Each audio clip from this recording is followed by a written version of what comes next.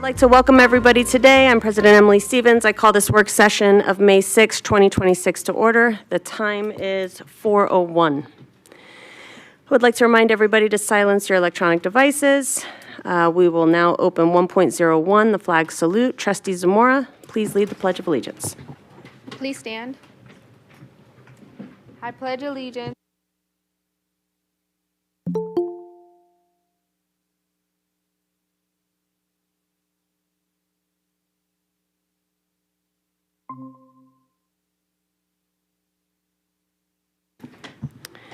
Thank you. Before I open 1.02, is there anyone who did not get a chance to complete a public speaker card?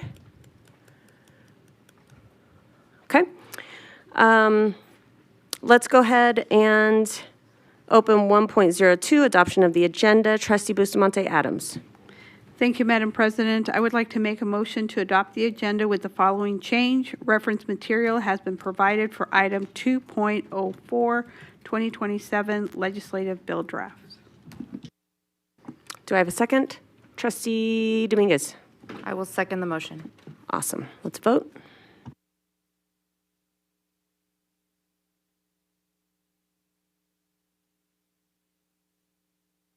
Trustee Henry?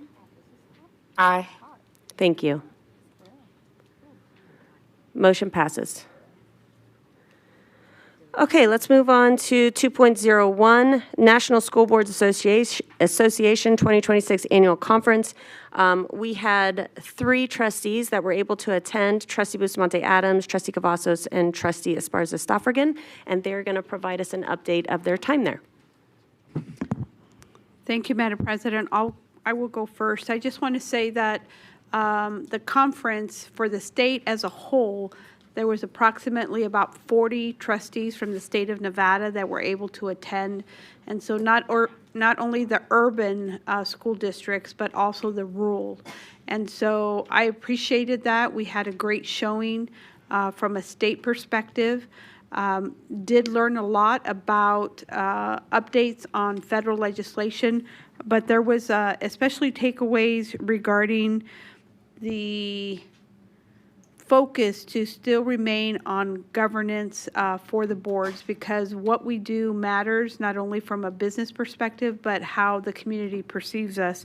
And so the other focus that I took away was technology in the classrooms and the evolution of using AI and the policy work involved for districts. So I don't know if I want to invite my other colleagues to chime in. Thank you, Trustee Bustamante Adams. What I wanted to highlight, and thank you for your summary also, and for also doing something very difficult, and that was getting all of us together for a group picture at, I think, 7:30 or 8 o'clock in the morning. That was really outstanding. What I really wanted to highlight was not only what Trustee Bustamante Adams had just referred to as far as with technology and the federal overview, but also the breakout sessions and the workshops were extremely student-oriented, goal-oriented, and student achievement-oriented. We had a lot of presentations that were from other school board members in other states that had done projects in their own district and wanted to share with us what their outcomes were. And those were extremely helpful, and being able to have them there right there in front of us and to be able to ask them questions about what worked, what didn't work, what was the community input like, and how did they integrate that into their projects. So that was the thing that I wanted to highlight, is hearing from our own colleagues in the state, in the nation, I mean. I'm done. Okay, so I'm going to probably take more time. I did take notes during my sessions, and I categorized them into different categories of themes, just because I felt it was important for us to capture like the 4 days that we were there, which was a lot. So definitely I don't want to be redundant. Trustee Bustamante Adams hit the importance of governance, effective governance, and clear governance, focusing on, budgets, policies, and strategic goals. One of the things I thought a category for highlighting when we look at student achievement, they really emphasize districts prioritizing the evidence-based strategies, but to accelerate learning.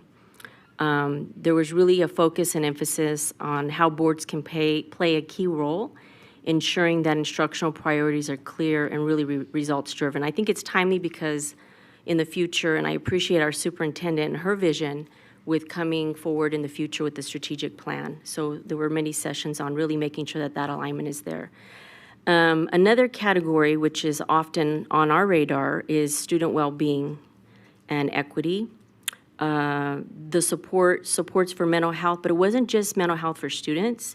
They really had a deeper conversation about staff, just seeing really the need for safe learning environments, closing opportunity gaps, using culturally responsive practices to serve diverse populations. Another category, no secret, AI, preparing for technology. Just a lot of discussion about the role that boards may or may not play in emerging technologies, digital learning solutions, and artificial intelligence in education. They're just talking about really boards needing to guide decisions and the use of AI, using and protecting student data, and of course, cybersecurity.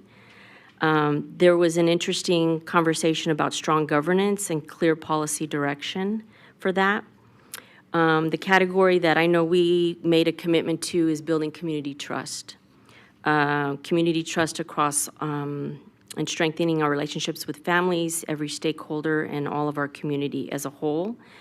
And no secret, what do we need to do as a board is be transparent, clear communication, consistent communication. And what I did like, and I kind of took away, was the emphasis of meeting communities where they are, not where we think they are. Let me say that again. Meeting communities where they are, not where we think they are. And then the last two, fiscal responsibility, workforce challenges, budget shortfalls are nationwide. Birth rates are down nationwide, really meeting those needs of students and aligning our priorities. The last category I want to talk about is policy and legal responsibility. They just kind of emphasized how trustees, we need to remain focused on student-centered decision-making while navigating complex external pressures. Do not allow interest groups to infiltrate and really, just really focus on students is really what they were saying. There were two sessions that I went to that were really impactful I want to share with you. One was from Minnesota, a district there that really, when you think about student-led movements, the students in a community really shifted some of the policy that was shaped. And it was a beautiful thing to see. They even had a video of students testifying and sharing their journey, which was pretty impactful. And I love that we are really elevating student voice here in Clark County, so thank you, Superintendent. I look forward to looking at those models and those students in other states as well. It was really cool. The other one that was very helpful was San Antonio Unified. There were board members and the superintendent talking about consolidation of schools. And they shared a lot of lessons learned. They shared a lot of things they would have done different. And so I appreciated that conversation. They consolidated 15 schools in 1 year. Let me say that again, 15 schools in 1 year. And I felt for that community. There were some people that I stayed after and had conversations with to be able to hear their boots on the ground and what they took away from it. There's a lot of communication that has to go back and forth with the community. But I will say to you that was I would say the most impactful session that I went to, knowing that we're having to deal and have some hard conversations ourselves here in Clark County. So that is my summary. I know it's long, but, it was well worth the investment in us attending. Thank you. Does anybody have any comments? Trustee Cavazos. Yes, I have one comment. I just want to compliment Trustee Esparza Stauffer again. I took notes too, but she remembers to bring her notes. I take the notes and then I leave them in my counseling office. So I just want to compliment her on that. Thank you. Trustee Henry, do you have anything you'd like to add?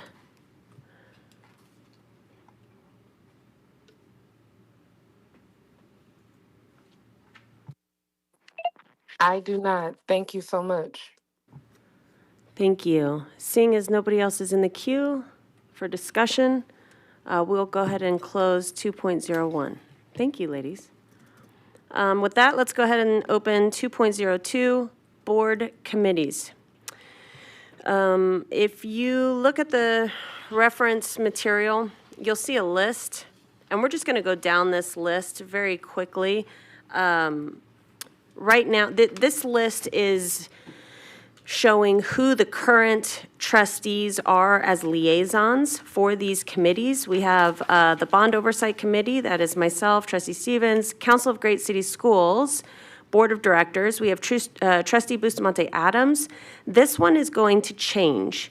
Trustee Bustamante Adams has a schedule that has not been very helpful in getting her to the early morning meetings, and so Trustee Biasotti is going to take that role. Then we have the Debt Management Commission. I am the voting member. Trustee Esparza Staffordin was coming along as well as an associate to this role. Her schedule has also changed, so now it's just going to be myself. Nevada Association of School Boards, we have Trustee Bustamante Adams as the president of NASB currently, and then Trustee Zamora, Board of Directors of NASB. Then we have NIAA. Currently, we have Trustee Cavazos. This is a 3-year term. That term ends June 30th of this year. Then we have the Oversight Panel for School Facilities. That's Trustee Esparza Staffordin. We have Southern Nevada Public Television, which is Trustee Dominguez. We have the Public Education Foundation, Trustee Johnson, and the School Naming Committee, Trustee Henry, who is the chair, and Trustee Cavazos. And so the only real changes are Council of Great City Schools, Trustee Biasotti will take that on, and for Debt Management Commission, it'll just be myself. Do we have any comments, questions from the board, any discussion? Trustee Biasotti. I have a question about the NIAA and the term that ends next month. Will we be taking board action once that expires officially? It's literally the next item on the agenda. Oh, got it. Thank you. I will wait. No worries. It's a good question. Trustee Zamora. Thank you, Madam President. Just for clarification, for the Council of the Great City Schools, it does not have to be a leadership person? I, for some reason, thought that's why you were doing it, Trustee Bustamante Adams. An officer, thank you. Thank you for that. Not that I'm aware of, although it does have that leadership level at that participate. But I'm not sure if that's a requirement. But in the past, that's how I had been trained, but I don't know the answer to the question. Thank you, because I just know that the past, it's always been an officer. They'll read the verbiage. Madam President, members of the board, Superintendent Ebert, Joe Caruso for the record. So according to the Council of Great City Schools, their Board of Directors page says Board of Directors is composed of the superintendent and one Board of Education member from each member district. The board meets twice a year to determine and adopt policies. So that's directly from their webpage. Thank you for that. Thank you, Joe. Thank you, Trustee. Trustee Cavazos. Thank you, Madam President. I also wanted to address the Council of Great City Schools. I was the representative for 3 years, and I just wanted to clarify that whoever takes on that role, they are expected to attend the conference for its entirety, and most important part, to be available for what Trustee Bustamante Adams was referring to, those early morning meetings, and they are, during the conference, they are 4 hours long, and they're very extensive, and a report is required, from that representative. And I feel for you, Trustee Bustamante Adams, because I was at those early morning meetings. So anyway, just want to make sure that the person that is taking that on is aware of that. Thank you. Definitely conversations were had, and people understand expectations, and I'm confident that it will go well. Do we have anybody else? All right. Let's go ahead and close 2.02. Before I open 2.03, because it is an action item, does anybody need to fill out a public speaker card?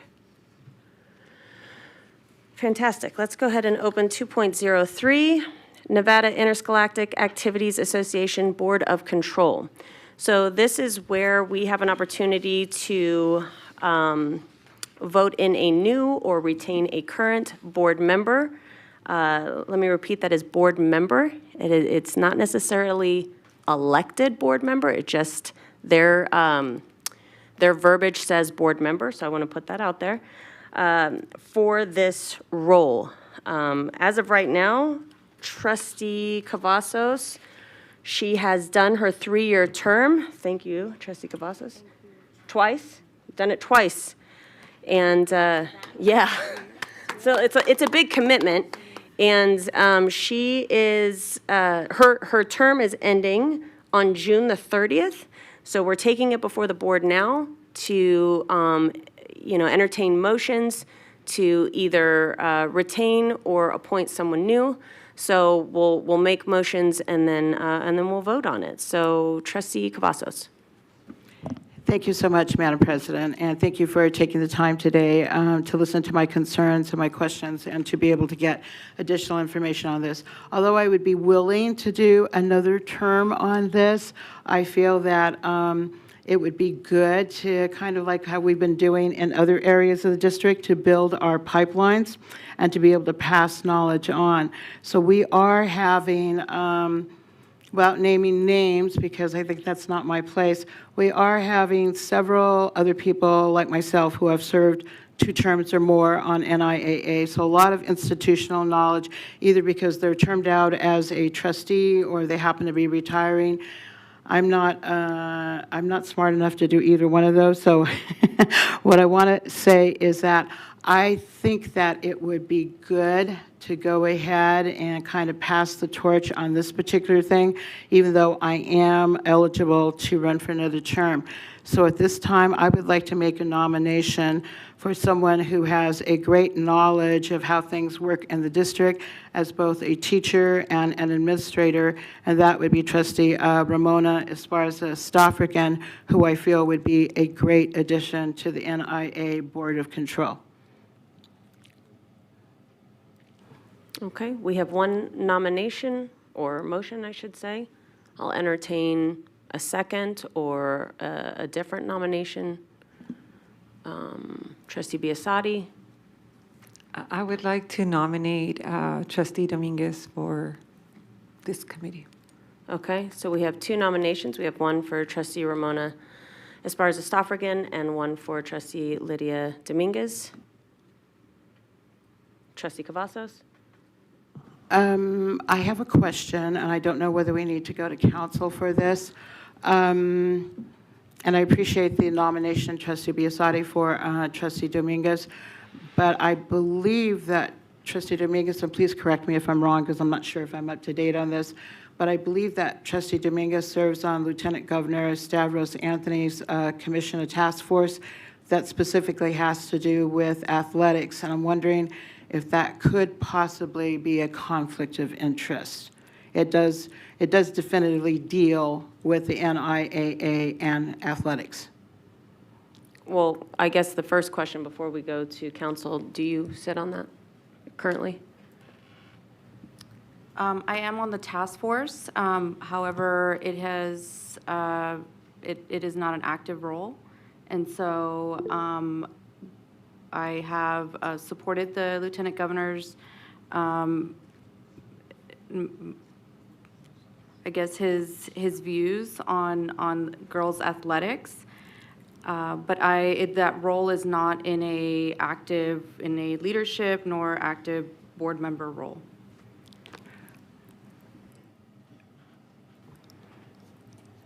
Council, board council.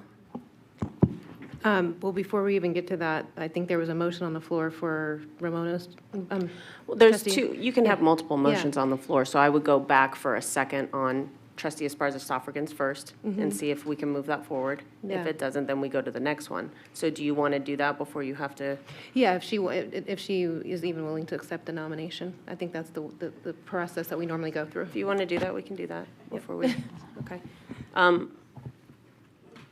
Okay, before I ask for a second, Trustee Henry, do you have any nominations or anything? No nominations, but I would like to second for trustee Ramona Esparza Straphican if she accepts the nomination. Okay, we have a second. Thank you, council, for allowing me to accept it. I would accept that to be put on the floor. I also want to take an opportunity to say why I want to do it, if that's permissible, President. So things that people don't know about my personal involvement: I am a product of Clark County School District. I participated in interscholastic sports as a student in this district, benefited from it greatly. That's just from the personal level. But I would like to transition and share just an example, being an administrator and a teacher in the system. I will tell you, I'm very well versed in NIAA bylaws, guidelines, regulations, and you had to be as a principal. And I will tell you that it is a very, very challenging committee. I mean, we have seen some recent changes that have occurred within our own Clark County School District. So I think for consistency, continuity, and institutional knowledge, it is vital that we have some representation that has some history there. And I will express to you that when I was a principal, I was one of the only principals, and it's on record, that put an appeal forward for an misalignment for my school specifically. And we had to testify and do the appeal before the board. And I think, Trustee Cavazos, you were there at that time before the board. And it was a very contentious meeting. We brought data, we brought testimony, the community backed us, and the North and the South, which was unheard of, voted so that our appeal was upheld. So that is just a personal story of experience that I would bring to the role and have the time and dedication to be an individual that's fair and unbiased and looking for the best interests of all of our student athletes. So we have a second, and you were able to provide some wonderful information for the board to consider. Since we do have another nomination, I'd like to give Trustee Dominguez the opportunity to also speak on her own behalf, and then we will go for the vote. We can have discussion. Let's go ahead and have Lydia do her thing, and then we'll open it up to discussion, and we'll do a vote. Thank you, Madam President. And thank you, Trustee Biasotti, for nominating me. It was a surprise, so thank you. I have done a lot of research on the NIAA and the amount of hours it takes to run that board, and to the almost book, it seems, you have to read prior to, this, and the meetings seem very tedious. I think as a team, we've spent a lot of time together, and we've can sometimes see how each other's brains work. And just from my year being on this board, I feel like I've shown that I can read the material. I do show up. I do come to these meetings. I do come prepared, doing my homework, and I do have that versatility. I have the lens of being a parent. I have the lens of being a board member, but I also have the lens of seeing and going to all of these football games and speaking to all these community members and parents, and how much these athletics mean to people, and how these scholarships are a really, really, really big, important thing to these families, and how these titles need to be defended and need to be protected for our students. So I am honored, and I would take on this role wholeheartedly and jump in completely, and I'm really excited to do the work. So thank you. Okay, we'll open it up for discussion, and then we'll have public comment, and then we'll vote. Trustee Cavazos. I was going to defer. I didn't know, I couldn't see over here if Trustee Zamora, were you in the queue also? Since I had spoken already, I was wondering if you wanted me to let her go next, and then I can go after her. Thank you, Madam President. Thank you, Trustee Cavazos. I have two questions.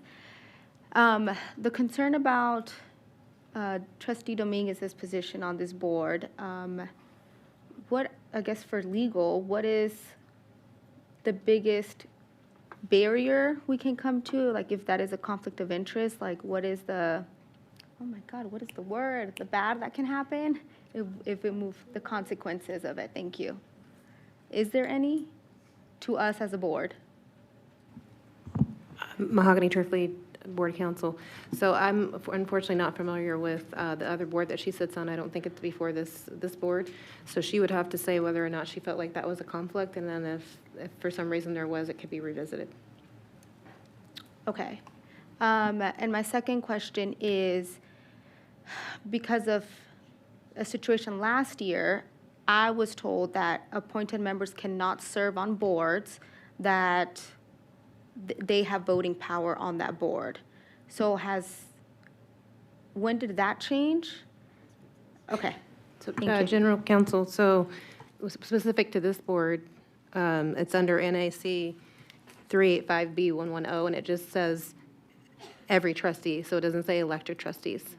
So as far as any other board that you're referring to, each one is probably different. It has their own language. And it wasn't, it was the same language of any board member. And it was from our end that we said, no, because they don't have voting power on this board, they can't on the other board. So is that a president decision, or was that just guidance from previous So council? specific to this board, I can't, each board is different. For instance, the language for other boards is different. For the board that we're talking about today, it comes directly from the, I can cite it to you, it's NAC 385B110, and the language is each school board is eligible to be a board member. Okay. So that would supersede any kind of like bylaws or whatever you might be referring to, the NAC would supersede that, I would assume. I don't know what specific bylaws you're referring to, but we've looked at that in conjunction with the governance policies, and there's no difference, so. So for context, I could say that one of the other committees that we sit on where we have to vote on that position, their verbiage is very specific and says elected, and this one doesn't. So legal is saying that it's not an issue. Trustee Cavazos. Thank you, Madam President, and thank you, colleagues, for your questions. Very insightful. I wanted to be fully transparent that I was the one who brought this question up because I was asked this question having to do with the appointments, and I did bring that up, and the President was kind enough to do the research and to consult legal. So I just want to kind of reiterate some of what has been said before. This is a very, very demanding job. I'm not averse to staying on this. It's just that I'm trying to look at again, passing on knowledge. And we have, as I said, I think we have anywhere by like 4 or 5 members of the voting board of control. We only have 12 that actually vote. There are many more than that. So appointing someone that already has that institutional knowledge is extremely important. It's 4 times a year. We did make it a little bit easier at the last meeting by agreeing that 2 could be virtual, 1 in the south, 1 in the north, and then the other 2, south and the north, will be in person, and it's a 2-day commitment each time. And I think that Trustee Dominguez pointed that out. I also wanted to reiterate that it's not just about sports. It is about activities. It's about student council. We have many more things that are involved. It's a really big leap to take when you have a lot of the veterans that are leaving. So I just wanted to make that point. And thank you, Madam President, for us to be able to go ahead in this type of format, that we can take 1 vote at a time. And depending on the vote on the first nominee, I will have other questions for council if it goes to the second nominee. Thank you. Trustee Bustamante Adams. Thank you, Madam President. I agree with Trustee Cavazos on passing on the knowledge. We need to have depth across the bench, across all 11 of us. So I do believe there's enough room for others to lead. And thank you for your service, because I, only from observation, understand the demand that is that is involved. And just my preference for either candidate that is nominated is to evolve the effectiveness of the group and the presence. Obviously, it has been, from my observation, some turmoil that doesn't serve our students or our families well. And so just whoever the person that is selected, my preference would be evolution to a more effective team to run that. So thank you. Before I move on to Trustee Dominguez, Trustee Henry, do you have anything that you'd like to add in the discussion? Thank you for asking. No, I do not. Thank you. Trustee Dominguez. Thank you, Madam President. I do want to clarify that the task force that I'm involved with is not, I don't have a voting role. I don't have there's no monthly meeting. There's no meetings to attend. It was a supportive structure, and I do not hold a leadership role, a voting role, and it is not active. Thank you. Trustee Esparza-Stoffergen. I'd like more information about the task force platform. What do they stand for? What is their mission, their vision? What is their purpose? So if Trustee Dominguez could give us a little bit of that information, it might be helpful to understand that her position and her role, because she was I believe, I don't know, was she appointed by the governor? Was she appointed by the lieutenant governor? But I'm curious to know, what is their platform regarding sports?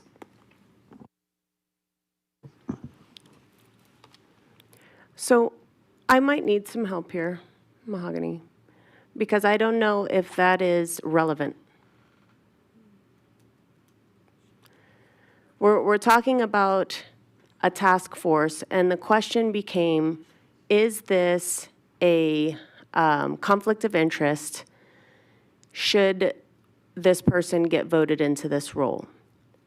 Legal counsel states that that's really up to that trustee to be able to say if it's a conflict of interest. So if that's the case, is it out of order? Like if we were to say point of order, or, whatever, is it relevant? Is it relevant to what we are doing here today? Mahogany Turfley, Board Counsel. So in transparency, if she's running for a position and she may want to share, she shared some of what, the task force is and her role on that task force. If she wants to share further, it's completely up to her, that trustee. Okay. Thank you, Madam President. I do not believe it is a conflict of interest. Again, not to sound repetitive, but I do not have an active role. There are no active meetings. I am not in a leadership position. And this I do not believe has a conflict of interest. Thank you. Trustee Cavazos? Yes, I just had a question for you, Madam President. I believe you had said that we would go ahead and we would vote on the first nominee, and then if we needed to, we would go on to the second one, and if anybody else had something to say. We just have to have public comment first. Okay. So is everybody good? We're good on discussion? Trustee Henry, I think you're good, yeah? I am good. Thank you. All right. Well, then let's go ahead and call for public comment. Do we have anybody on item 2.03? We do not? Okay. So we have a motion on the floor and a second to vote in Trustee Esparza-Stoffergen as our liaison representative for NIAA. Let's vote.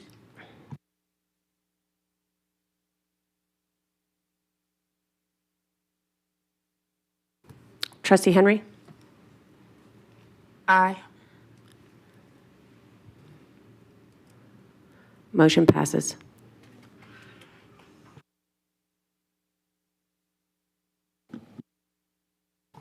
Okay, that closes out 2.03. Congratulations. Yes, ma'am. Sorry. I just wanted to congratulate Trustee Esparza-Stofferkin, and thank her for being willing to take on this role. It has been a real pleasure to serve as this representative, but I'm going to have a really good time at the June in-person meeting in Reno and say our farewells and everything. I'm just going to be honest, it'll be cake, it'll be wonderful with several of them. And I just wanted to thank my colleagues and you, President Stevens, for really delving into this and getting the opinions and everything. Thank you so much. And thank you, Trustee Esparza-Stofferkin. All right, good stuff. Let's do this. 2.04, legislative bill drafts. And if anybody has not yet had an opportunity to fill out a public comment card, please do so at this time. The floor is yours. Good evening, Madam President, trustees, and Superintendent Ebert. I'm Kirsten Sear, Chief Community Engagement Officer for the record. Tonight, I am joined by Dr. Brad Keating, Associate Superintendent of Government and Community Engagement, and Nick Ciccone, our brand new CCSD graduate and Government Relations Executive Director, who we're very excited. I think you've all had a chance to meet with him, but we're excited to welcome him to the team. And tonight, we want to talk to you about some very preliminary ideas that we have as we embark on our legislative bill drafts and overall legislative priorities. We're hoping that tonight is a conversation where we can get some guidance from you on where you want us to hone in, talk to more legislators, get some more data. This is, as you'll see in a second, one of several conversations that we'll be having. So this is a pretty open discussion tonight.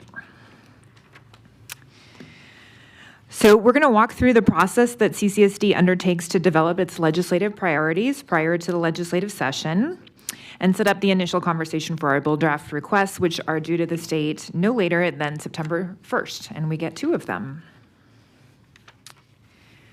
So let's ground in the timeline, because although the legislature will not convene until February of 2027, we will have many conversations about our legislative priorities in the coming months. We began actually gathering ideas in July of 2025 because government relations never ends. Right after the session was done, we started gathering ideas, and we've continued that through the spring.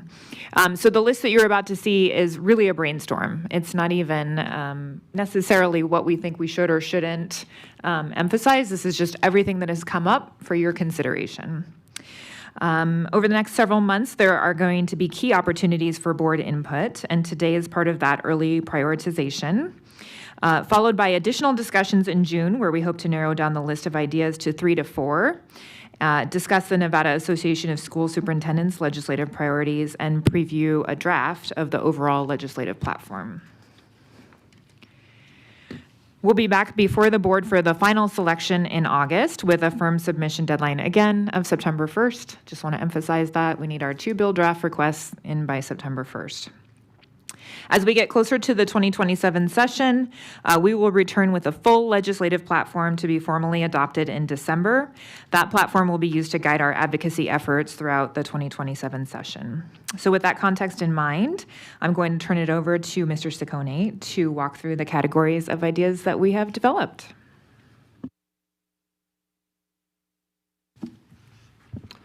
Thank you, Kirsten. For the record, Nick Ciccone, Executive Director of Government Relations and Public Policy. The ideas we're bringing forward today are grounded in feedback from the 2025 legislative session and reflect both operation and broader strategic initiatives. To keep the discussion focused, we'll organize these ideas in a few categories, and I'll walk through at a high level to frame the conversation.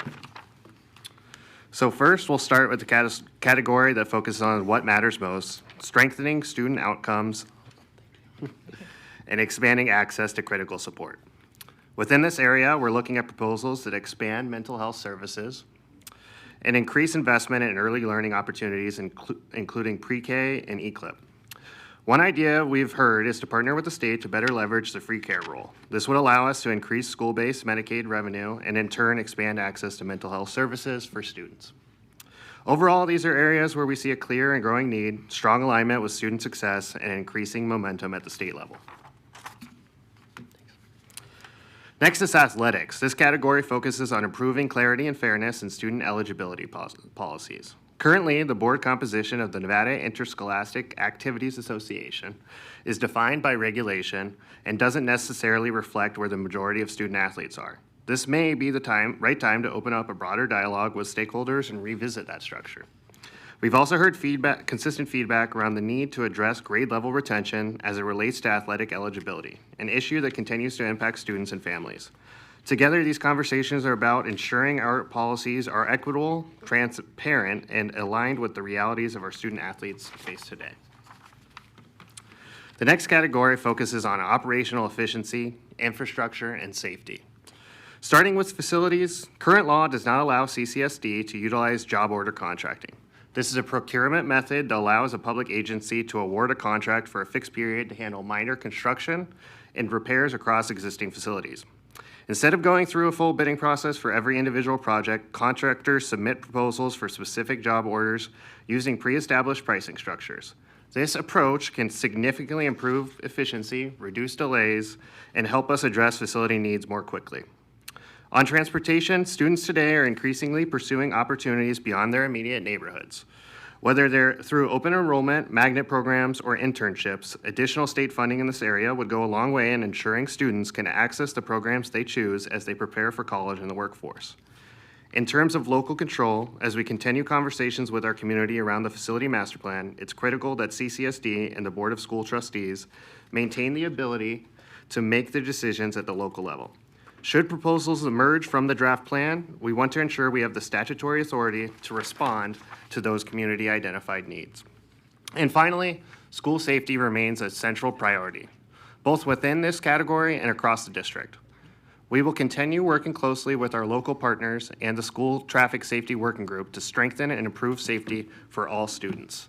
And with that, I'll hand it over to Justin Dayhoff, Chief Financial Officer.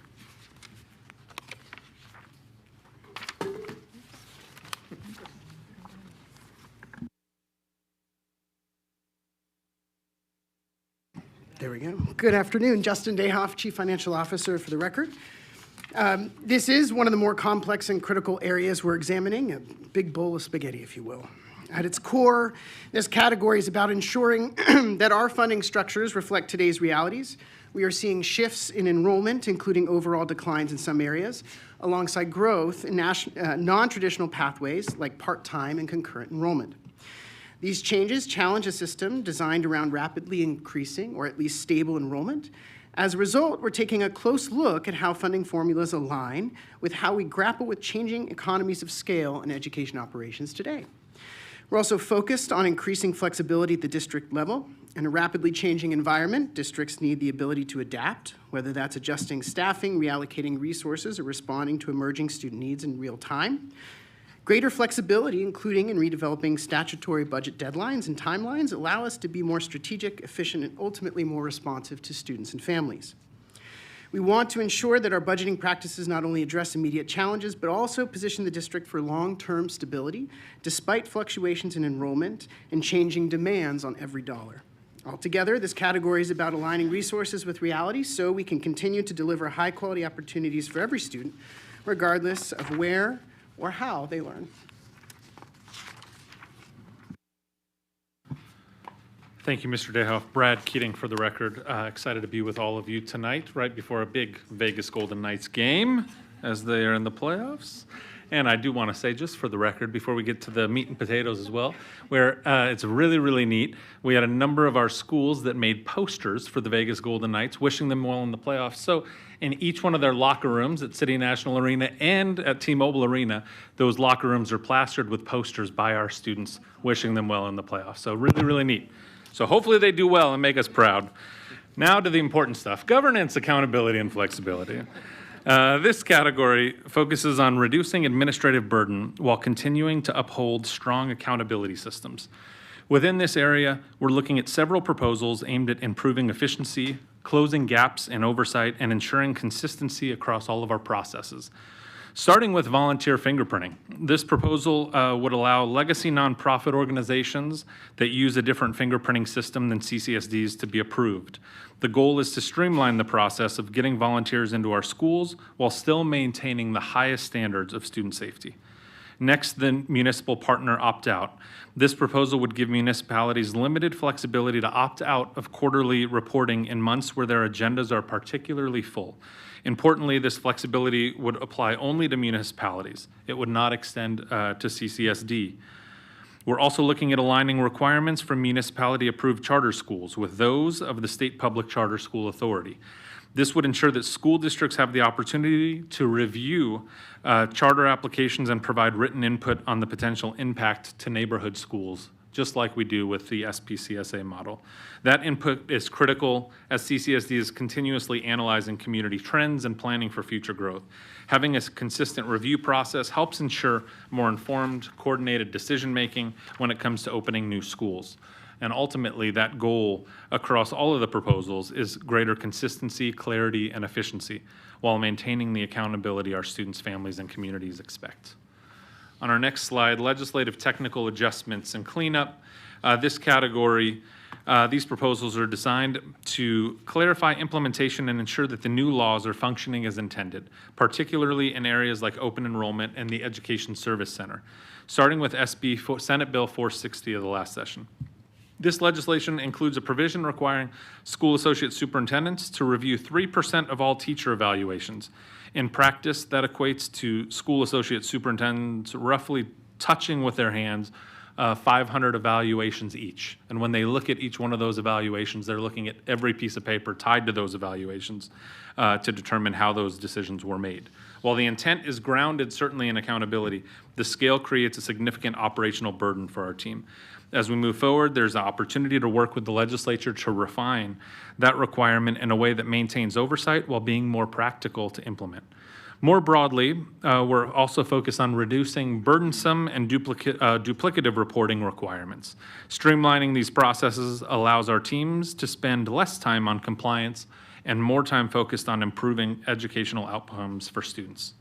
Turning to Assembly Bill 533 of the last session, open enrollment. So as we continue implementing open enrollment requirements in partnership with the need to refine how available seats are reported. One approach could be shifting from quarterly updates of what seats are available to a more streamlined model.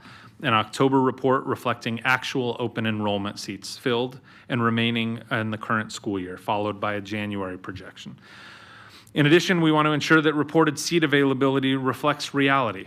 That means as we look at our seat availability across our school campuses, that we avoid inflating the numbers that may come from counting spaces like gyms or cafeterias or shared hallways. Those should not count against us in a student capacity report. Overall, these technical adjustments are about improving clarity and reducing confusion at the end of the day. So at this stage, this work is about alignment and prioritization. As Ms. Sears said, this is where your input matters the most, helping us determine where to focus, where to lead, and where we can make the greatest impact. We're not asking for final decisions today, but we're asking for direction on which areas rise to some of the highest levels of importance for all of you. That guidance allows us to refine and narrow the field and the list ahead of our June 3rd work session, where we will return with some more targeted options for you as we prepare for that final BDR selection in August. So this process, we heard you last legislative session that we wanted to start early. We are here early. We want it to be an opportunity to be deliberate and strategic in how we show up for this next legislative session. With clear focus, with clear alignment, we can ensure all of our priorities are not just represented, but advanced in a meaningful way. So with that, I will turn the time over. Back to you, President Stevens, and we'll see what happens. Fantastic. Thanks, guys. We'll open it up for discussion. Trustee Bustamante Adams. Thank you, Madam President, and I appreciate, this is my fun part. I love this stuff. So first, I just want to say thank you, Nick, for coming to the NASB legislative breakfast. There was heavy hitters in the room, especially the potential leadership for the next session, and it was important to know that you were part of the team, so thank you. For me, I know something that we've been talking about as a team has been on page 9 of 13. And this is an evolution, right? Because I think that our funding structure and the way the NRS has to deal with our budget and enrollment is so critical, but it is complex. And I don't know where the wins could be, Mr. Dayhoff, but our rapidly changing environment, you said, doesn't allow us to be strategic, and it doesn't allow us to plan long-term. And so I think that changes in this area would help evolve us. And so I just, I don't know exactly what that means yet, but I know I've been asking, what could we change? To me, this would be a grown-up BDR if we could do that. My other question for you, Mr. Dayhoff, is on page 11 on Assembly Bill 533 from last session. So would that, especially the second bullet point about student capacity, would that hurt us or help us if we were to focus on budget and enrollment? Is that second bullet point? I'm not sure if I fully understand how making possibly clarity changes and open enrollment would help. Nick Ciccone, Executive Director of Government Relations and Public Policy, for the record. So this was some feedback that we had gotten from the facility staff, just making sure that we actually align. Some of the regulations are quickly being passed by the State Board of Education, and we want to make sure that those are actually in alignment with how many seats are really available, how many kids can fit in those classrooms, as opposed to accounting for open space areas. So we just want to make sure the data actually reflects what the school can provide. Okay, wonderful.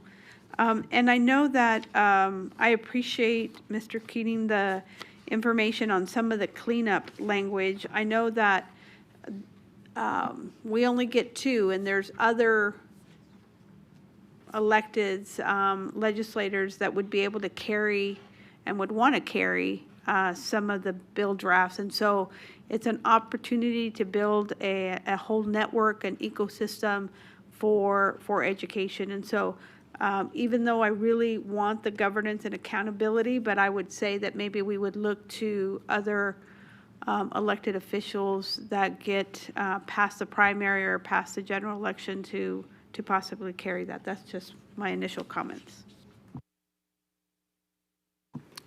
Thank you, Trustee Bustamante Adams. Trustee Zamora. Thank you, Madam President. I would like to mention, though, when we do have those conversations with legislators, of also seeing their commitment to our bills, because I wouldn't want to us ask them to run a bill for us that is important to us, and then it's one of their sacrifice bills, right? So always kind of keeping that in mind. I wouldn't like for our bill to be sacrificed. The other comment I have is just, I know this is very broad, and I appreciate the presentation. There's a lot of conversations happening with some legislators. Education has always been the focus, but I feel like this upcoming year is going to be a bigger focus. So I'm thinking, how can we also be not just proactive, but also already on defense? Because it feels like it might be one of those legislative years, right, for us to protect what we have in place and having them also understand to please trust us. This is a brand new team. You know, we have a superintendent, we have new team members. Like, how are we also balancing that space? My question is also on slide 11. When we're saying kind of like the cleanup technical fixes, especially for SB 460, you have 2 bullet points. Is this just kind of very broad? And if we were to choose this, we can go more in depth about the bill? Because I mean, that is, I don't remember how many pages, but it is so much in there that I feel like can be more fixes than just these 2 bullet points. Or are you just presenting, are we deciding if this is one of them, it's just these 2? Thank you for the question. Through the president to you, Trustee Zamora, Brad Keating for the record. So we put 2 up there. We've got a laundry list of them. We brought it as an opportunity. That bill was 209 pages, not that I read it 8 times. But We do know I think Trustee Bustamante's, Adams' point too, is that during conversations with legislators that we've had, there are already legislators looking at moving ideas on SB 460 and making the changes. So I think it's important to hear from you all, what are the top priorities, and then allow us to go do our work to either implement them in other bills, or we decide here that that's the number one bill we want to move forward on. Can I ask a follow-up, President? Yes, sir. So is there a possibility if the board decides that this will be one, it can be our bill with 30 things, for example, that we want to fix? That's a possibility, from my understanding, yes.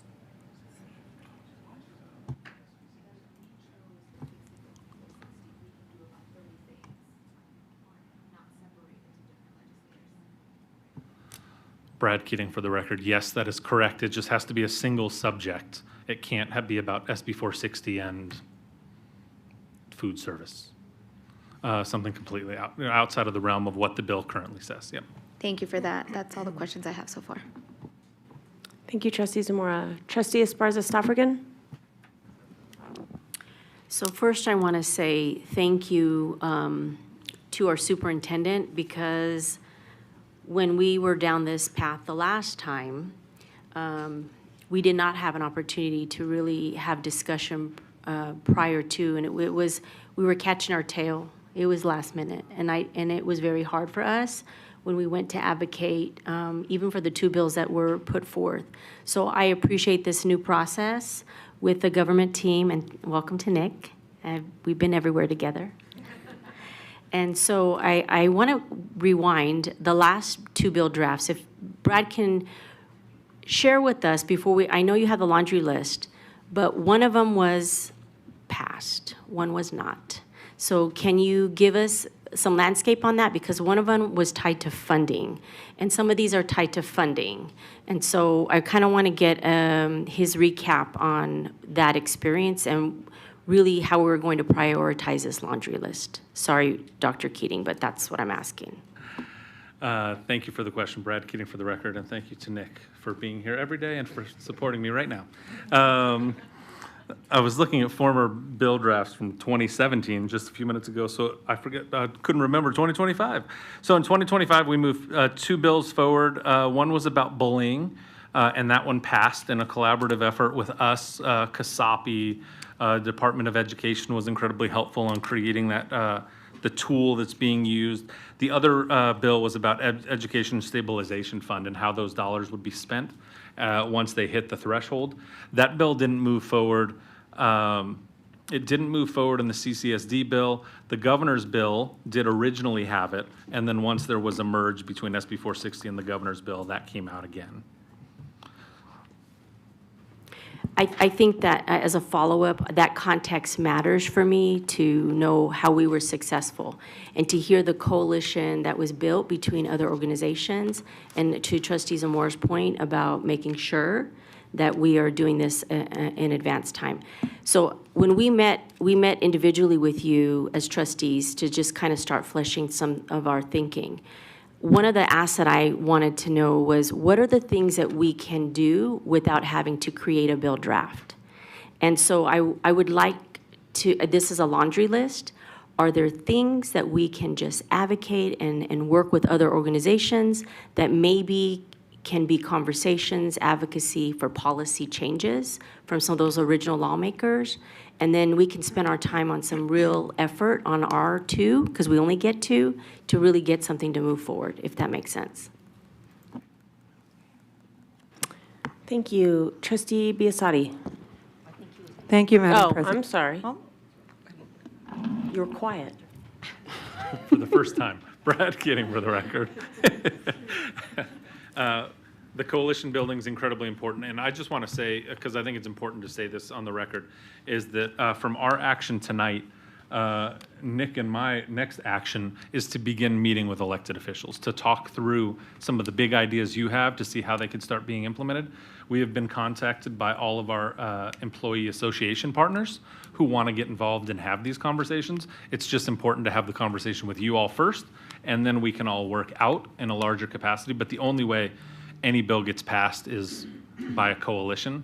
And the question was asked by Trustee Zamora, and I'm not going to put her on the spot, but Superintendent Ebert we're lucky to have her for a number of reasons.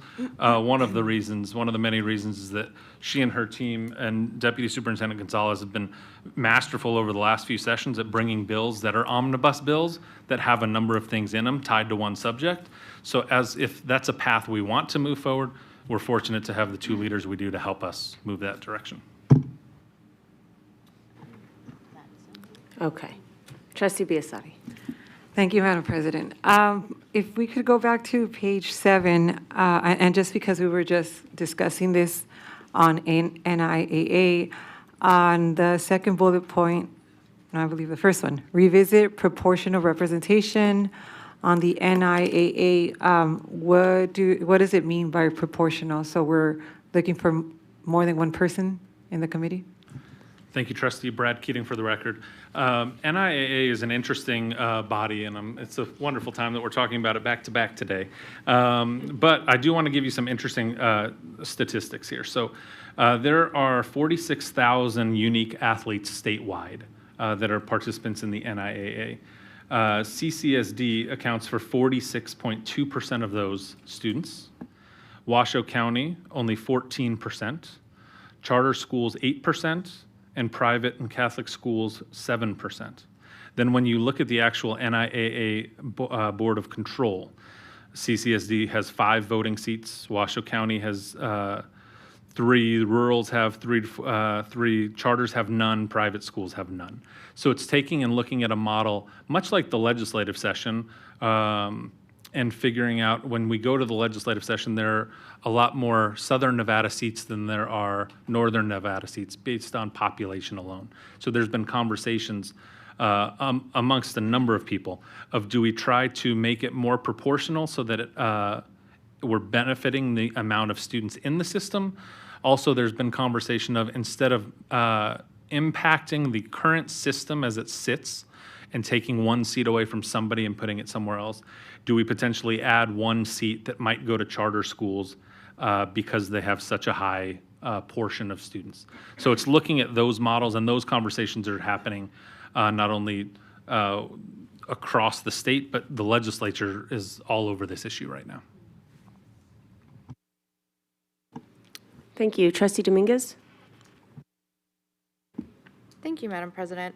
I really support the legislative cleanup and technical fixes. That is like, to fix SB 460 is like just an enormous task. And so I am so glad that we're looking at that and finally looking at how we can fix that. If I can't endorse that more, then I don't know what I can do. I did have a question for for items like facilities and transportation, which I am torn between some of these. It's really difficult to like pick one, right, or pick two.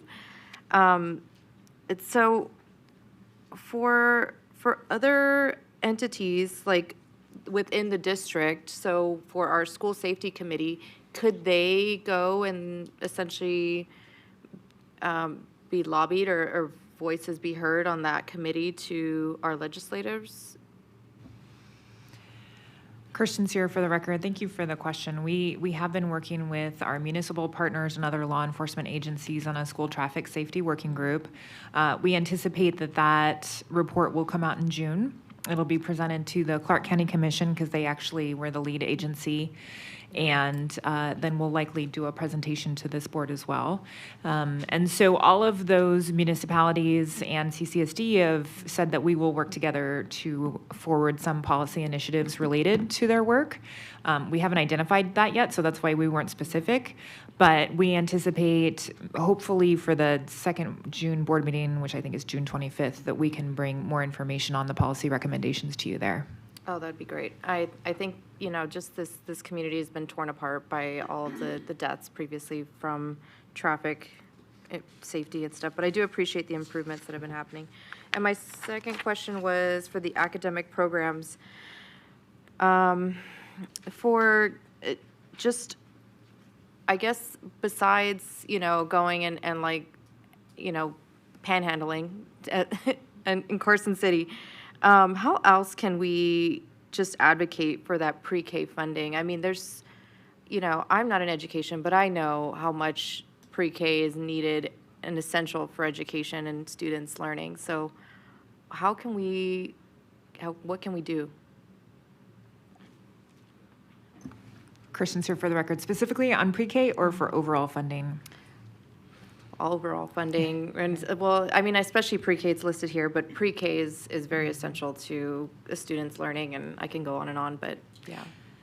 Yeah, Kirsten Sear for the record, we know that what we need is, instead of grant-funded pre-K, we need an established funding structure for pre-K to make it reliable in our state, and so that was a huge conversation in the 2025 legislature, and we'll be working with our legislative leaders to advocate for that as well. I wanted to mention, in terms of the early literacy work, we are part of the Read With Me NV Coalition, which just recently secured $500,000 from the San Manuel Yahavitam Nation, which we're really grateful for. And we anticipate we will be, we don't anticipate, we will be expanding our reading service centers and the Ignite program pilots that we're doing to support early literacy and presenting those results to the legislature in hopes. They have provided funding for early literacy in the past few sessions. I think it was more in the 2023 session than the 2025 session, but we would like to advocate that they increase that back up and show them some data from our pilots on what is working. I think that CFO Dayhoff would like to talk about the larger funding structure. Oh, I would love to hear it. Justin Dayhoff, for the record, certainly would always appreciate the opportunity for more funding. And I think one of the things that's important with that is being able to show the results that we get with the additional funding increases that we've had to date, including the responsibility that the district has taken with the most recent increases for the 23-25 biennium. But to that end, one thing to be mindful of is Nevada was really wise when it created the pupil-centered funding plan and the mechanisms it used to create the funding for it. It's a revenue-based model that's driven by the availability of funding in the state education fund when we get to that biennium each year. While that does restrict the overall growth, biennium over biennium, of our per pupil, it does also keep the state in a solvent place, and it makes conversation about that fund more tangible. It also makes it easier nothing is easier, but it makes it more better able to identify discrete ways to increase revenue into the state education fund, which as a result increases availability that goes out of the education fund, either through the pupil-centered funding plan base or through the other weights that are in the formula. But key to that is establishing, well, how do we make sure that we have clear revenue mechanisms that go into that?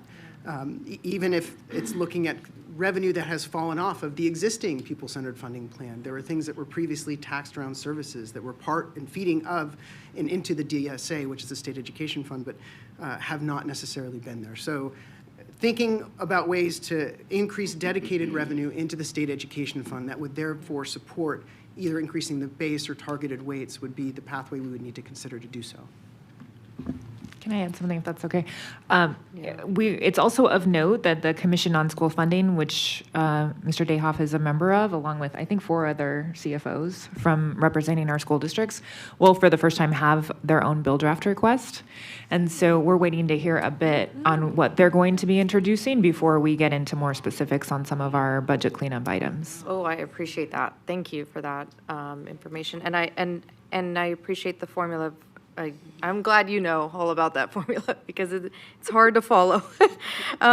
So for the data, and I just as maybe I'm just thinking out loud here, is if we have numbers to show the legislative, body, we have, this many parents that have enrolled or have said they'd be interested in enrolling, would that be helpful for next session?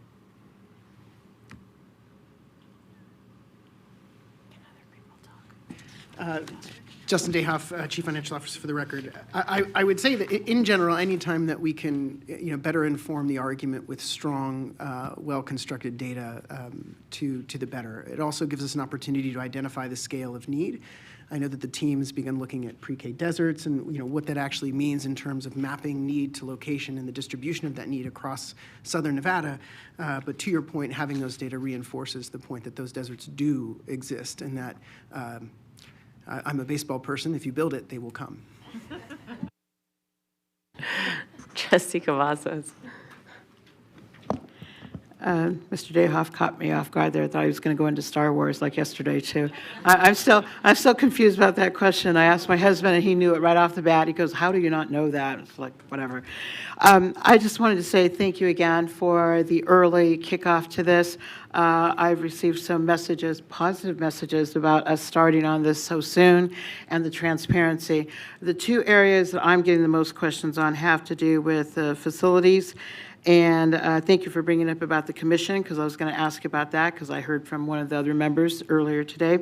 And the other thing is having to do with the Medicaid and the free care rule, and some concerns having to do on whether that's going to affect constituents, parents, families being able to access the Medicaid services externally, outside of this. So those are the two areas. Everything else, I think that we have a lot of discussion still to go. The last thing is not a question, it's a comment, and it kind of pertains to kind of like what Trustee Zamora was talking about. When we go up there and we are trying to do the best for our district, and we're talking to our legislators, we really need to have a unified message. We need to be on the same page and not be worried about that, that kind of like we're going off in a side direction, instead of kind of having the unified message of what we're asking for, what we're advocating for, and most importantly, what legislators always ask me about is, if you get this money and this is the BDR that goes through, what are you actually going to do with it? So, evidence-based and the data is so important. So I think Mr. Dayhoff was going to make a comment there.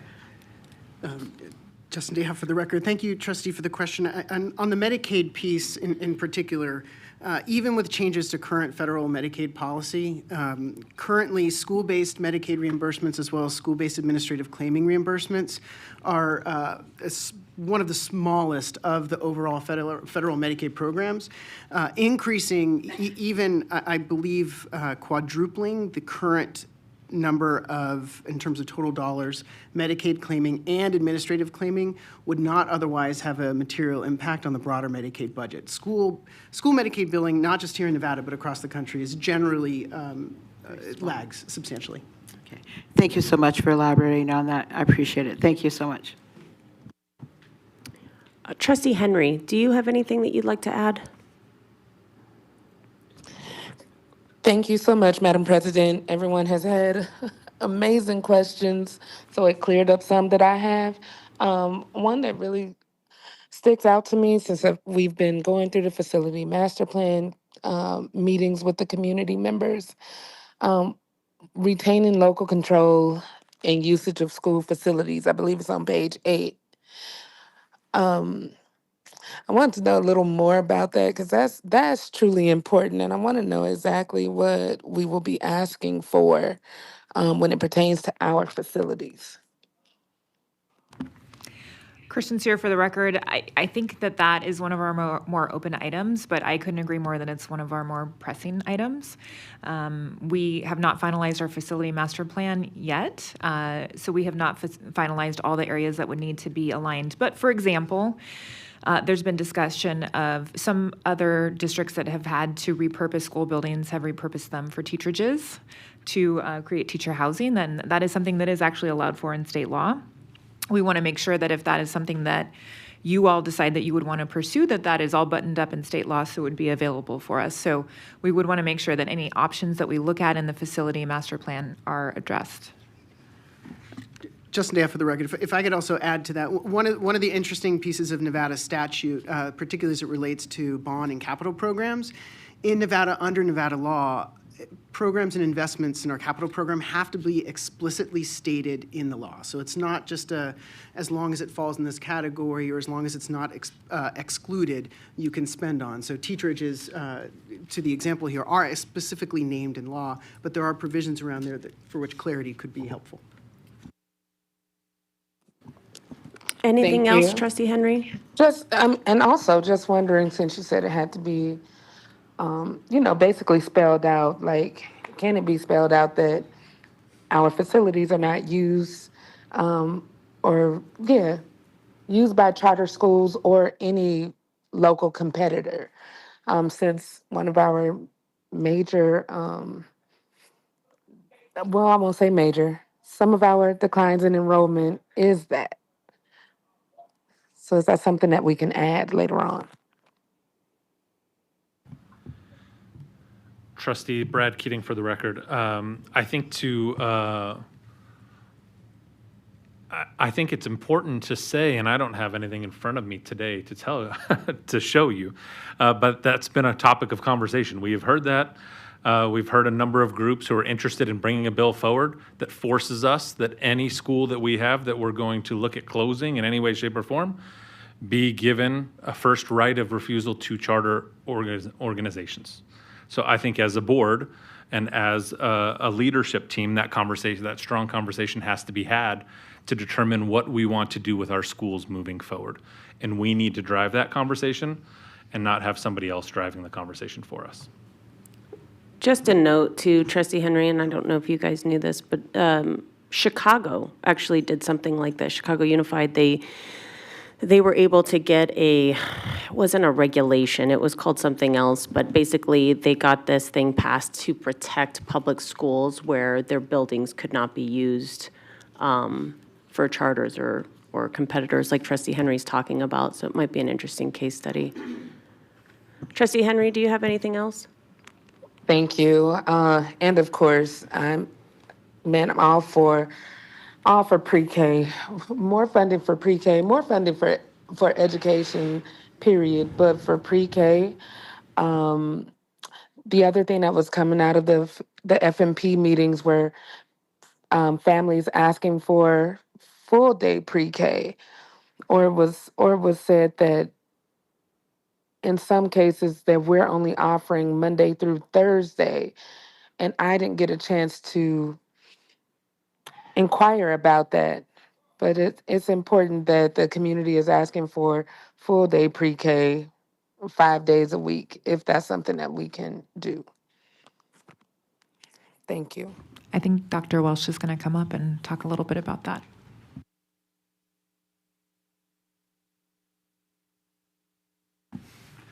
Afternoon, Dr. Welsh for the record. Yes, that is accurate with our Nevada Ready pre-K programs. They do typically run Monday through Thursday. Friday, they engage in activities with the families. It's an opportunity for the families to come in and do some things. They also do some professional learning.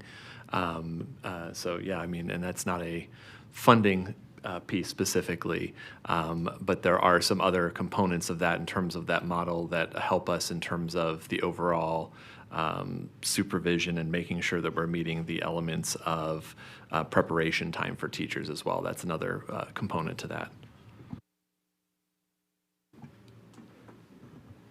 Does that answer your Thank you questions, for- Trustee Henry? Sorry.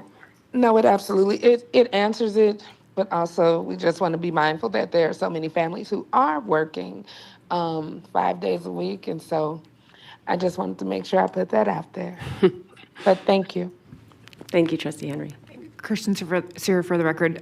Just to add to that, as we have a conversation about expanding pre-K, something that's come up is that SafeKey doesn't currently serve pre-K students for our working families. And so Dr. Keating and I literally just had a conversation with folks about that this week, and it's something that that's not necessarily a legislative fix, but it's something we're going to continue to advocate for and look at other community partners who might be able to help with that sort of thing. Yeah, most of our community partners serve as kindergarten and older, but we understand, to Trustee Henry's point, that we have a lot of working families that doesn't work for them. So, and we want their kiddos getting those services as soon as we can get them. So, Thank you. So we have folks in the queue who've already spoken. I have not had a chance to talk, and I'd like a moment. As I went through my briefing and looking at this, one of the first things that came to mind for me was, how do we as a board want to define success? Because I think in the past, success meant we got something passed, right? We got the BDR passed. But then a lot of times we'd come back and it didn't really feel like much had changed. And so I think for me personally, I look at these and I'm like, some of these are really good, but also I think there are some really big pressing needs. And I think that we are the leader in education in Nevada, and we get 2 BDRs. Washoe gets 1, the other school districts get none. And we have an opportunity to potentially maybe be a little bit more bold with some of these BDRs. That could come with consequence, though. It might, some of those might not get passed, or you could, to Mr. Keating's point, they could, get stolen, essentially. A legislator could really like the verbiage and say, hey, I want that in my bill. And for me, that's fine. I don't care. You want the credit, take it, but pass it. And work with us to make sure it gets passed so we can see some really big changes in education in Nevada, especially in Clark County. So I think of things like additional funding for special education and training, maybe with safeguards for needless litigation. There should be safeguards in place. I think litigation is important because it protects our students. But at the end of the day, there is some needless litigation going on around here. And it affects our dollars. It affects public dollars, and they could be used more for our kids. Chronic absenteeism being a measure or a qualifier for how well a school is rated is a problem for me for a lot of reasons. I'm not going to get on my soapbox on that, but I hear it from a lot of principals. It's definitely a frustration. I hear it from different school districts. It's one of those things that it's really hard for a district or a school to control. These are some big pie in the sky ideas that I don't think would ever come to fruition, but they could be fun conversations. What about a moratorium on big policy changes in education? I hear a lot of educators, and I'm sure the superintendent could attest to this, but it seems like every time if you're an educator and you get a new curriculum and you start to get used to that curriculum, and then all of a sudden the state comes in and says, oh, we're going to change it. And then you don't even have strong data to pull off of to say this is working or it's not working. God, it would be great to have no more, unfunded mandates in education. That'd be a great thing. So again, pie in the sky, but still, I think that these are just a couple ideas, but at the end of the day, I'm thinking, and I'm looking to my colleagues to see what their thoughts are on this, but I am really thinking about this team representing the 5th largest school district in the country, the largest school district in Nevada, going to the state and being a little bit more bold with some very big BDRs that say, we want this change, positive change for our kids in Nevada. It's just my thought on this. That's it for me. Trustee Esparza-Stoffergen.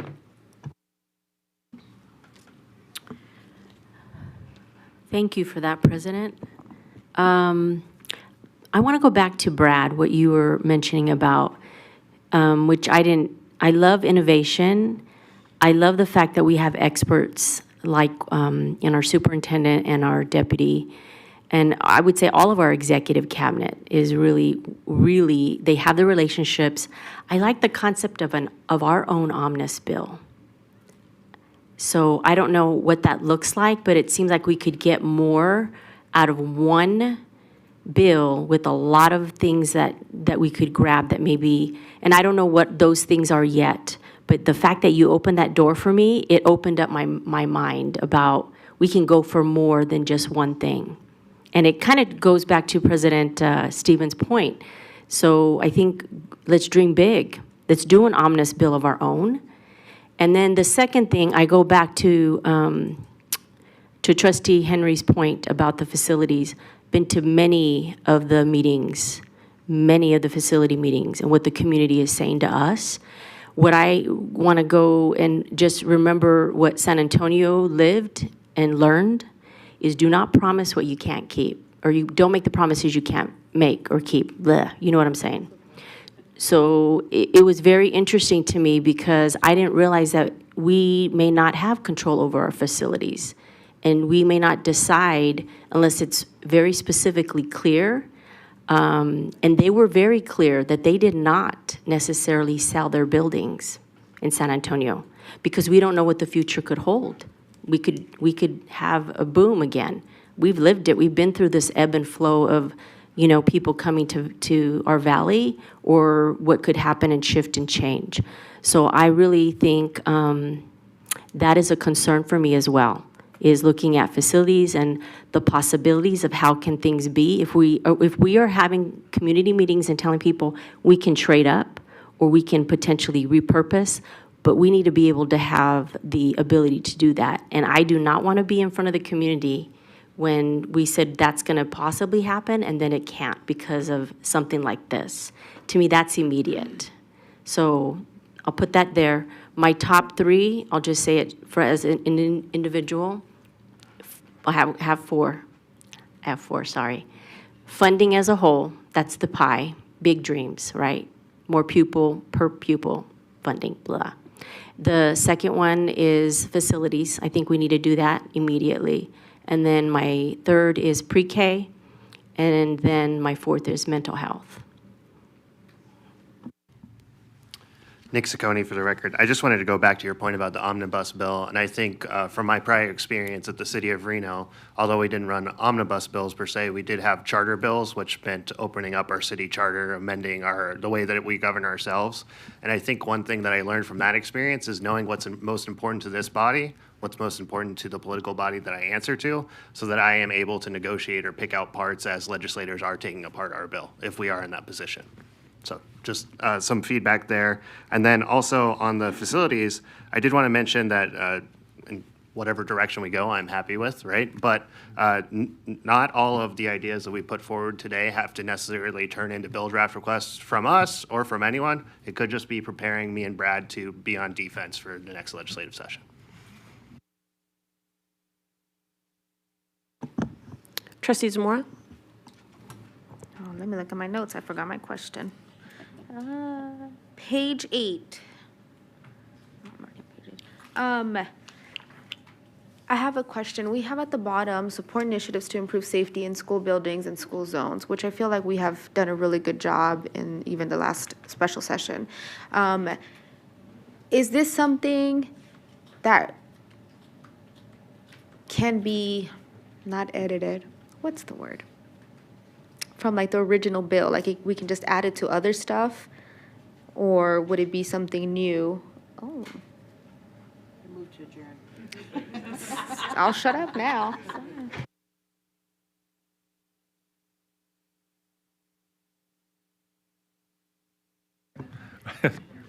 Brad Keating for the record. Thank you, trustee, for the question. Yes, I mean, we could look at the bills from the 2025 special session, see what can be included there. To President Stevens' point, I think we are tasked as a team here to follow through with your mission and how bold or not bold we would like to be as a team. This is something we can move forward on, and we could use last legislative things. We can turn around and ask for a direct $20 million appropriation from the legislature to improve all of our crosswalks across the county if we wanted to. So I think we've left it open here so that we as a team can talk through what do we think are the most important pieces on traffic safety. And once you have the presentation June 25th from the traffic safety group, I think we'll have a lot better understanding for that area. Thank you. And then my next question is for the president. How are we going to start narrowing it down of some ideas? So there's a few things that we can do. Tonight, we have this presentation, and then we also have trustees that are, including myself, that are throwing out, a few other ideas. My understanding is we don't have to narrow it down tonight necessarily. What we could potentially do is I would maybe ask for like homework. Everybody write down, what's most important to them, and we do our one-on-ones again so that at our next meeting, we can narrow them down. The team can come back and say, this is what I heard from trustees. These were the ones that were the most popular, if you would, or what we had in common. And then we can start narrowing it down from there. To me, this seems more like an idea session. I think I think we'd be here for a very long time if we tried to narrow this down tonight.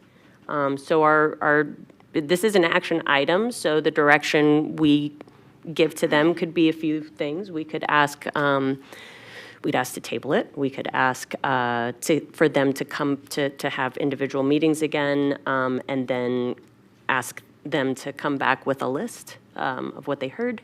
And like, there's a few things we can do. Because the way we did it a few years ago, from what I remember, and I'm looking at my colleagues, we also did kind of, I think, a chart, and it was a list of things, and then we were able to kind of number it, like, this is my number 1 priority, 2 and 3, and then we did that during the board meeting, but then maybe for now, it could just be us doing our homework and then be prepared, and that's something we can use. Yeah, I like that, the rubric, yeah. If you guys were to provide a rubric, and you took, I would just say, can we have a few blank spaces for things that maybe is important to a trustee that may not be on the list that they can add in, and then that can be used at the next meeting as we narrow it down. 2 empty boxes. There's already a big list. 2 empty boxes, fair enough. Is that all? Okay. Trustee Cavazos. Thank you, Madam President. I love my colleagues' ideas about, Madam President, as far as like, the big, bold ideas, the omnibus bill. And it's been said that getting a bill through from the very beginning to the very end is like, kind of like making sausage. I think that is kind of like the understatement of the year, of the century, right? I see Kristen laughing.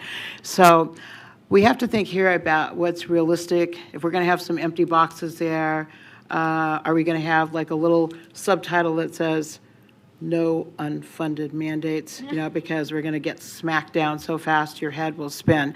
So I think that those of us who have been going to the legislature for many years, we know that it is arduous and it is difficult.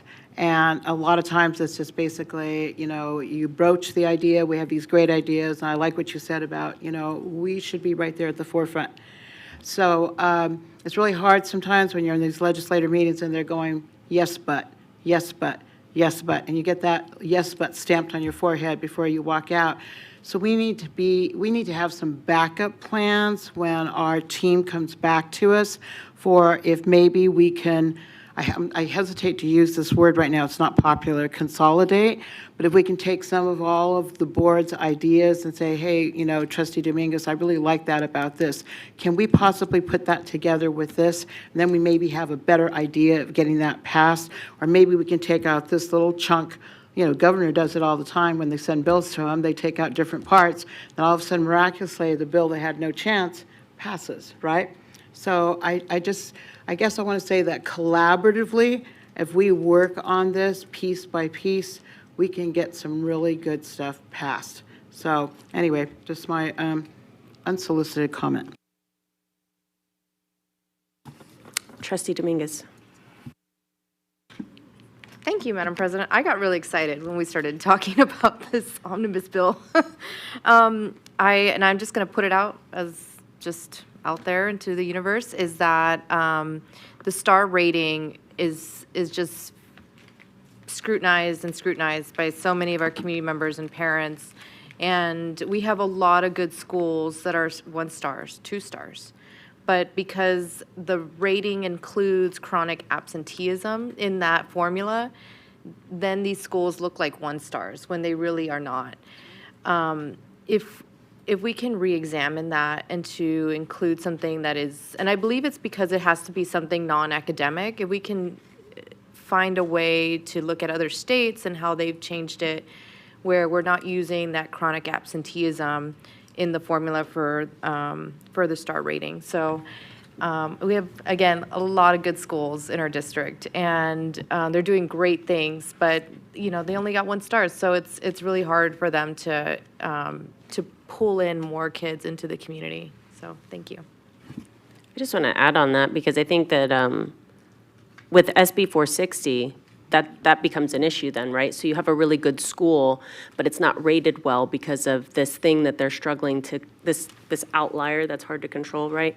And then SB 460 is saying, well, we have this committee that can come in and create basically problems for some really good educators in a good school. So I think that could solve some of that overreach, if you would. My understanding is I did a bunch of research, and it was showing that federally, the marker is student engagement, and then the state gets to decide what that means. And the state decided that chronic absenteeism is what they use to gauge that. And so just, just adding on that, I think it'd be really cool if we could change that.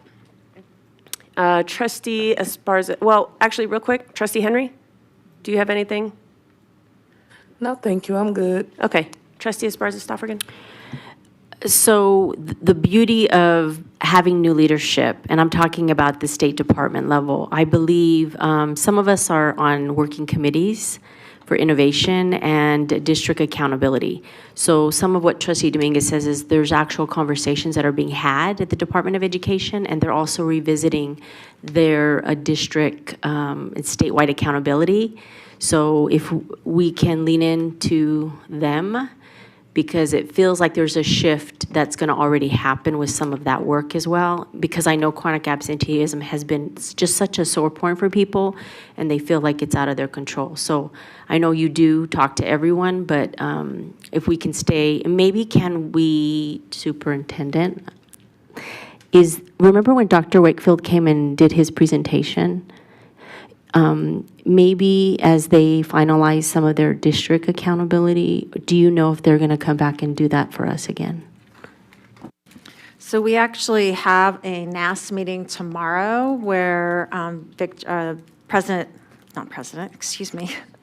State Superintendent Wakefield will be presenting what they've done so far. They are supposed to be completed this summer for the district accountability system. We've had a lot of discussion with the other superintendents on please don't reinvent what we already have for schools, for districts. We'll see how that will pan out. Yet to be determined, but yes, I am on the same page as this team on the dais and our school principals. All right. Seeing as there is nobody else in the queue, we will close discussion. Before we entertain a motion, is there anybody who has public comment on item 2.04? Nope. Okay, great. So I will entertain a motion on how we want to move forward. Trustee Biasotti. I will hold on my motion. Okay. Trustee Zamora. I would like to make a motion for, was it us to do homework? For us to, I don't know how to not use the word homework. I'm sorry, that stuck in my head. For us to do our own research, to come back at a later meeting to present our top issues in a rubric style way.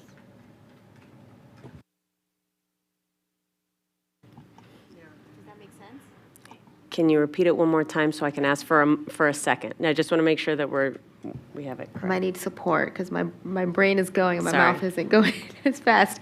I make a motion for the school board trustees to go back and do research on these items presented so we can come back at a later meeting to complete a rubric brought to the school board members, and we're able to narrow it down. Okay, I have a motion on the floor. I have a question. Trustee Dominguez has a question. Thank you, Madam President. I apologize. Are we presenting our viewpoints? Are we tabling so that way we can go back and kind of give our ideas without presenting? It sounds like you want each of us individually to do our research and present that, not back to the board necessarily, but to individually send it to the team and allow them to create the rubric. Because we can't share that. That would be a violation of open meeting law. We can't share that rubric as we're doing it. We have to give it to them. Yes. Okay, so then you. So let's okay, redo this, sorry. You got to restate, sorry. It's like I don't want to make the motion anymore because I confused myself. You're good. I want to make a motion so that the school board of trustees will go back and do research, individually send our top priorities to the team so they can create a rubric and bring it back to us at a future meeting. Do I have a second? Trustee Cavazos. I will second that motion. Fantastic. Let's vote. Trustee Henry. Aye. Motion passes. Thank you. Thank you, team. I know that was a lot. All right, let's go ahead and close out 2.04. Does anybody need to fill out a public comment card? Okay, do we have anyone signed up for public comment today? Ooh, you guys mark this day down. We do not have anybody for public comment. That will close us out on 3.01. Next meeting of the Board of Trustees is tomorrow, May 7th, 5 p.m. here in the boardroom. Can I get a motion to adjourn? Trustee Esparza-Stoffergen. So, want to make a motion, but before I do, I am wearing Golden Knight colors, but not because it's Golden Knights night. It is Go Knights Go, but it's also in recognition, Trustee Dominguez and I went up to Spring Mountain Youth Camp, and they had an amazing football team, and they are champs. So it's an honor of them, our boys up on the mountain. So I will make a motion to adjourn. Thank you for that. Trustee Zamora, do I have a second? Thank you, Madam President. I do want a second, but I also want to say Happy Teacher Appreciation Week. Yes. We appreciate all of our teachers who are on the ground. Less than 3 weeks and we're done with this school year, so thank you all. Appreciate you all. Thank you. Thank you. Let's go ahead and vote. Trustee Henry. Aye. Awesome. Motion passes. We are adjourned.